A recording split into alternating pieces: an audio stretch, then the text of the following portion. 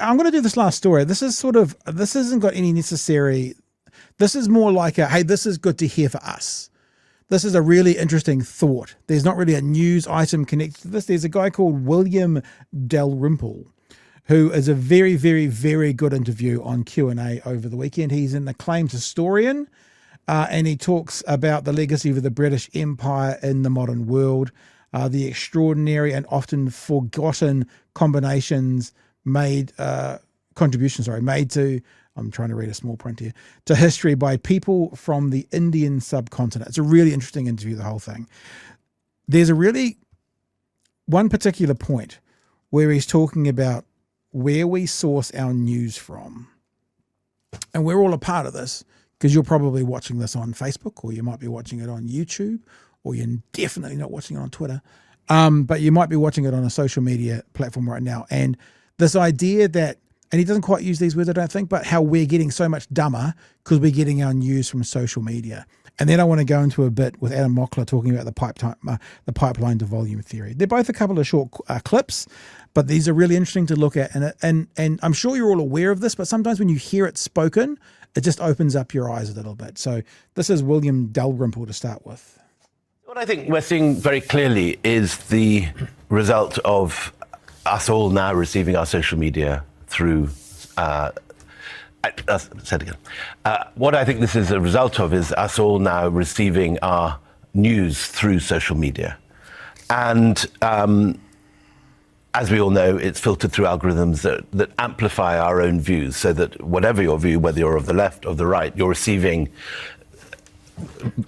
clips and pictures and news feed that augments your view, which leads, of course, to polarization, that the middle is shrinking everywhere and the left and the right are gaining momentum. And so I think there's a wider context to what we're seeing. I don't think it's necessarily that there is massively more discontent. It's that people are being, in a sense, radicalized by their phones, which is a very real problem. The world where, Think of that. Getting radicalized by your phone. It's a pretty good way of thinking about it. By their phones, which is a very real problem. The world where, where I came from, the BBC was sitting giving you a neutral view on everything, or relatively neutral view, which was at least meant to be apolitical, is now being replaced, by Fox News on one hand. And information silos, right? Exactly. Information silos that operate on outrage a lot of the time, are fueled by outrage. And it's a serious problem in politics worldwide. Yeah. So really interesting perspective, yeah? And I'm going to go straight into this other conversation, talking about being radicalized by your phone and how we are worse off receiving our news through social media. Now, just so we're clear, and I'm sure you're aware, we're not saying we're worse off because we're seeing one news on Facebook. We're worse off by getting our non-mainstream, sort of editorialized, going through layers to make sure facts are right news from social media, like what you're watching right now. Hopefully we push back a bit on that. And then there's these guys in America. This is Brian Tyler Cohen, and he's talking to a young fella, Adam Mockler. Adam Mockler is a part of the Midas Network. He's got, a couple of million subs. He's only 23. And he goes on CNN quite a lot to debate people. And he says this is not necessarily his own theory, but he works this theory out called the pipeline to volume theory. And it comes back again to what you do on social media, what you look for on social media, what you're searching out on social media, and how that can then drag you into more of that world.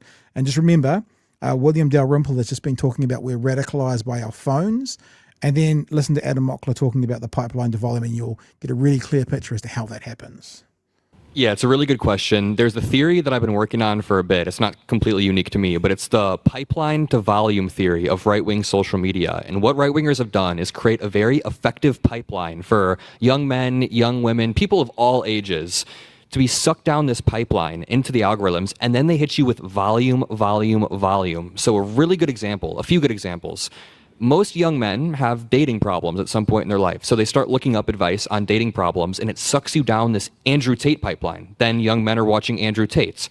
Or say somebody is just, just learning about AIPAC and they're against AIPAC. Now that's taking you down a Candace Owens pipeline, where Candace Owens takes you to the most extreme position. Young mothers are currently being sucked down an anti-vax pipeline. People who just want to work out. You just want to work out. So you're scrolling through Instagram and eventually you're hitting Maha, make America healthy again. The point is, there exist all of these pipelines to suck you down into the extremes. And then once you're at those extremes, they hit you with volume, volume, volume. Think about how many times Elon Musk posts every single day. It's not just 10, it's not just, he posts like 60 times a damn day, and each post gets 5 to 10 million views. This guy has a lot of narrative control and attention, and that's what right-wingers do so successfully. So I'm not going to do the whole like Charlie Kirk was practicing politics the right way, but Charlie Kirk was practicing online warfare the right way, and he built up this clipping infrastructure to suck people down it and then hit them with that volume over and over and over. So something that I say is, like, for every one clip of Charlie Kirk saying that MLK Jr. was a bad guy,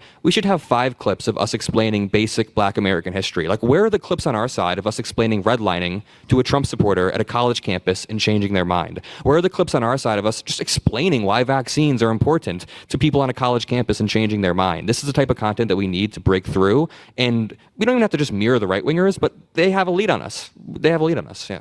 There you go. And that's it. I think, like, he's 23. I saw someone in the chat saying they find him annoying. He's 23. But give him a little bit of grace, because he's got some interesting ideas, and he's obviously killing it for a certain sector. I thought both of those things, and then when you add that to that conversation about TPUSA that we had earlier with the speaker on Q&A, I just think it's a really good thing to be able to see, think, and sometimes when someone puts into words what you see and know innately, you're like, yeah, okay, of course. You know, that whole kind of, and it was with Joe Rogan and those guys as well, the workout buddies and the podcast bros. And even if the ones on the top level are MAGA adjacent or not even, they're just in the center, then it goes to this and then you hit the bottom of that pipeline, and then your algorithm's flooded with that stuff, because that's what the algorithms do. They give you back stuff that you enjoy, and then all of a sudden you're being radicalized by your phone, Chewie. Yeah, so much to unpack. Look, I think back in the day people were radicalized by whatever newspaper they chose to read. You know, there's always been something that it's like, you're not going to buy the newspaper that makes you angry every day. You're going to buy the newspaper that tells you the news that you want to hear and echoes the thoughts that you have. I think what has changed now is we don't buy newspapers, but we go to websites and we allow the algorithm to choose where to take us. And sometimes the algorithm is a somewhat invisible hand. And sometimes it's a really strong hand, very obviously showing you what it wants to show you. I'm glad that he listed all of those groups that have been radicalized, like the healthy vegan living to woo-woo fascistic spiritualism and anti-vaxxism. Like I was talking to a friend of mine a while back that likes knitting.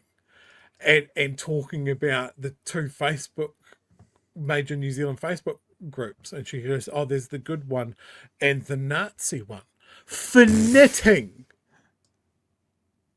And I was like, oh, you're exaggerating that, aren't you? And she goes, no, I'm not. And she showed me a couple of things. And I was like, oh, fuck, you weren't kidding. You know, fitness and Nazism goes hand in hand in a lot of aspects. And, there's people that join gyms and join, group chats at the gym, and then they go, oh, fuck, this is a Nazi group chat. Yeah. Because there's always been this tie-in of like, you've got to value your physical body to be any use to the Reich. It's not that far removed from that. And I think sometimes people can sleepwalk into that, and then they hit what you described, the volume picks up, and because this algorithm, the changes in the algorithm is such a recent thing. Like, we're talking the last maybe 25 years, and I think this is why it's catching people out, especially when you're talking about teenagers, young boys especially. Yeah, 100%. Finding themselves in the Andrew Tate sphere, and going, oh, holy shit, hadn't we solved this argument? Yeah.